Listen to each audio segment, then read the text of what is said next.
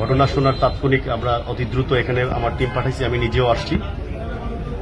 এসে যা তথ্য পেলাম, প্রাথমিকভাবে আমরা ধারণা করছি মৃত যে দুইজনের লাশ পাওয়া গেছে তাদেরকে বটিদা দিয়ে কুপিয়ে হত্যা করা হয়েছে, এবং এটা আমরা অনুমান করছি প্রাথমিকভাবে যে এটা পারিবারিক কলহের কোনো একটা কারণে হত্যা করা হয়েছে।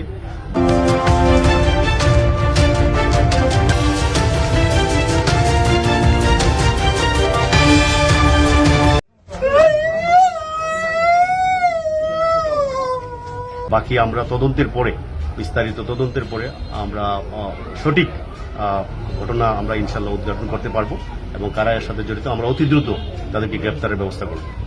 মার ছেলে থাকতো, আর আত্মীয় এখন তো হয়েছিল আমরা তালতো বইনি লাগে, ওনার 2 ছেলে ছিল। ছেলে একটা থাকতো ঢাকাতে, ব্যবসাপাতি করতো, ব্যবসাপাতি মাই খাইয়ে আজকে 3-4 দিন হয়ে গেছে এখানে।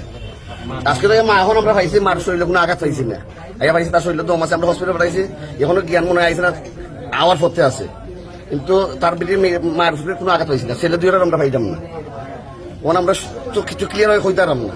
ছেলে যে তার এমনি অবস্থা আমরা যেটা শুনছি আর কি, ছোট ভাই পুকুর করে ভাই তারা 2জন থাকতো, আর পাশে একটা 2টা রুম আছে, এখানে তাই না খালাতো বই নার্গিস আর তাই না ছেলে মাথা করে ডাকাটা এরারে থাকবা লাগে দিছিল আর কি খালি বাসা। আজকে সকালে 8:15-20 বা 8:30টার দিকে হঠাৎ তার বাসার যে মহিলা সবসময় খাট করে অন্তরার মা, উনি খাইন্দা খাইন্দা দৌড়িয়া গেছে আমরা গিয়ে, আমরা গ্রিলত ডাকের আমরা ঘুমো পারাইছি, পয়সা দিবে তোরা ডাকাতি হয়েছে, তোরা তাক দায় আমার মিনাজে আর আনফার মা ফালাই। আমি লঙ্গি মিনটা দৌড়িয়া আইসি, কিতা হইল এখান তো কোনো খবর হয় না কোন সময়। আইয়া দেখি গেট খোলা, ছায়া বারান্দাবাজি ছায়া দিলাম, মিনহাজ আমার ভাই ফালাই, আর জানানোকে ছায়া দিলাম আমার ফুল ফালাই। আমরা গরো না ঢুকিয়ে আমরা আগে টানাত ফোন দিলাম, ওই তারা আউকা করে ভিতরে দিয়ে গ্রিল তালা মারা, খালি ফিসে দিয়ে দেখি ফিসের দরজা খোলা, আর ওখানে যে মহিলা বাড়া থাকবার লাগে দিতে খালা তো নার্গিস উনি ফালাই লকডাউন অবস্থায়। আইনের ছেলেরাও পাইছে না, ইয়া যে থাকতো আলহেরা আমার সাথে করে তারা পাইছে না।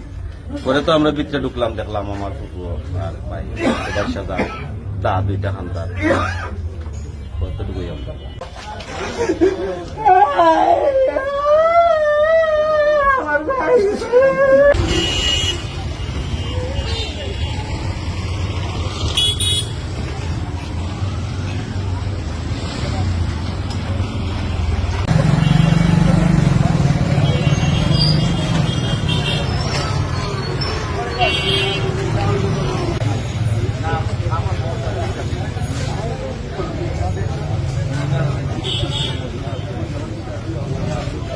বাড়ি থেকে ফোন আইছে বলে